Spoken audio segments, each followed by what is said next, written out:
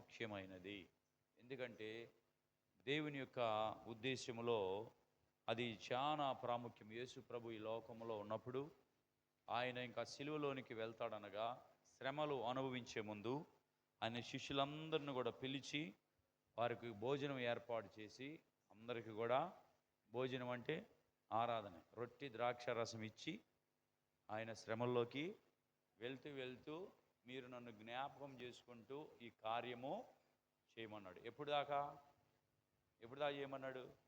వాక్యములో మనం చూద్దాం. మత్తయి రాసిన సువార్త 26వ అధ్యాయము 26వ వచనం చూద్దాం.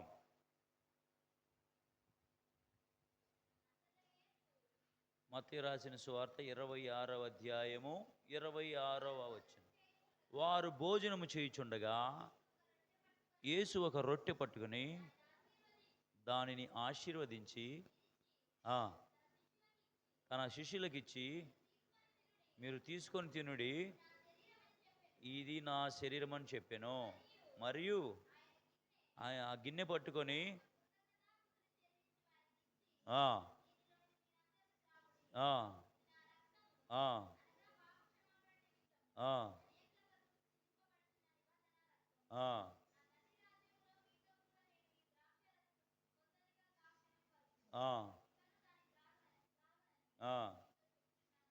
చూడండి, ఇక్కడ దేవుడు ప్రభు అయిన యేసుక్రీస్తు ఆయన శిష్యులందరినీ కూర్చోబెట్టుకొని భోజనపు బల్ల దగ్గర ఆయన ఈ శరీరమును ఆ యొక్క రక్తమును ఆయన ఇచ్చి ఆయన ఏం చెబుతున్నాడంటే, పాప క్షమాపణ నిమిత్తము చిందింపబడిన నా రక్తము, ఇది నిబంధన రక్తం. దేవుడు ఒక నిబంధన రక్తాన్ని ఇచ్చాడు కనుక దీనిని మీరు నన్ను జ్ఞాపకం చేసుకోవటానికి మీరు ఇది చెయ్యండి.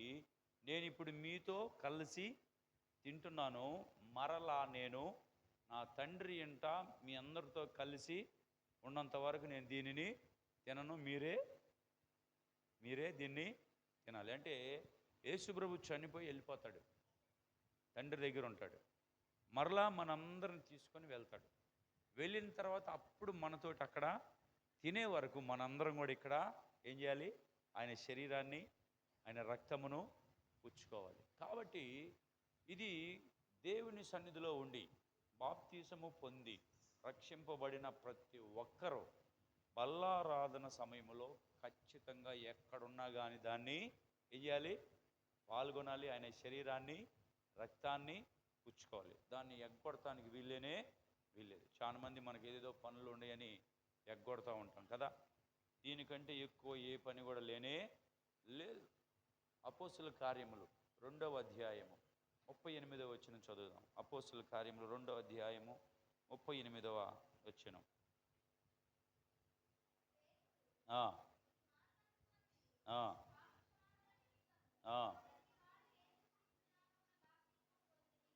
చూడండి, ఇక్కడ రాయబడినటువంటి మాట 37 చూస్తే, వారు ఈ మాట విని హృదయములో నొచ్చుకొని, సహోదరులారా మేమేమి చేతుమని పేతురును కడమ అపోస్తలులను అడుగగా. చూడండి, యేసు ప్రభుని సిలువేయటానికి వీళ్ళకున్నటువంటి ప్రజలు, ఇశ్రాయేల్ ప్రజలు, వాళ్ళు చేసినటువంటి అక్రమమైనటువంటి విషయాలు, దోషములు, పాపములు, వాళ్ళే నోరు తెరిచి సిలువేయండి అని వాళ్ళే సిలువ వేయించారు. ఇక్కడ పేతురు ఎప్పుడైతే వారికి సువార్త అందిస్తున్నాడో, సువార్త చెప్పాడో, ఇమ్మీడియట్లీగా వాళ్ళ హృదయము ఎలా ఉందంట? వాళ్ళకి నొచ్చుకుందంట హృదయం. కింద రాయబడింది, మనం చూస్తే ఇక్కడ రాయబడింది, వారు ఈ మాట విని హృదయంలో నొచ్చుకొని. ఎప్పుడైతే మీ వల్లే జరిగిందన్నప్పుడు వాళ్ళ హృదయం నొచ్చుకుందంట. నొచ్చుకొని ఇప్పుడు మేమేం చేయాలని అడుగుతున్నారు, పేతురుని అడుగుతున్నారు. అయ్యా మేమేం చేయాలి ఇప్పుడు అంటే, పేతురు ఏం చెబుతున్నాడు అక్కడ చూడండి. పేతురు, మీరు మారు మనసు పొంది పాప క్షమాపణ నిమిత్తము ప్రతివాడు యేసుక్రీస్తు నామమున బాప్తిసము పొందండి, అప్పుడు మీరు పరిశుద్ధాత్మను వరము పొందుదురు. కాబట్టి మారు మనసు పొంది బాప్తిసం పొందండి అంటున్నాడు.